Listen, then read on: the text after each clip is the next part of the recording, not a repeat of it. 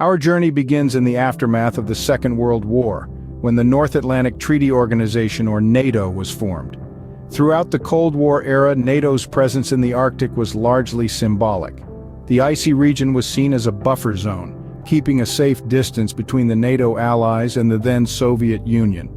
Fast forward to the early 21st century, and we find NATO's Arctic strategy undergoing a significant shift.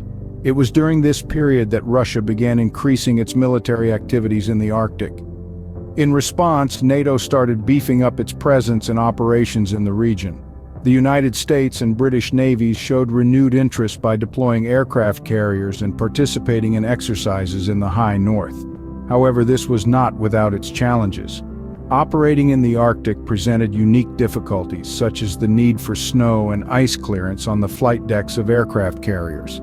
Despite these obstacles, the British Navy committed to more frequent deployments in the Arctic, aligning with NATO's focus on countering Russia's actions in the region. Fast forward to 2024, and we find NATO conducting Steadfast Defender, its largest military exercise since the Cold War.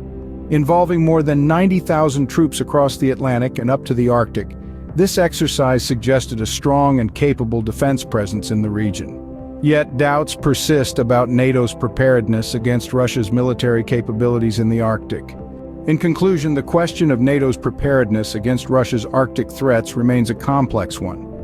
From a symbolic presence during the Cold War to increased operations in the 21st century, NATO's Arctic strategy has evolved over time. Yet, despite significant military exercises like Steadfast Defender, concerns persist about NATO's ability to effectively counter Russia's expanding military activities in the Arctic. These concerns underscore the need for NATO to continuously adapt and enhance its Arctic strategy. As the global debate continues, one thing is clear: the Arctic, once seen as a remote and desolate region, has become a significant focal point in global security.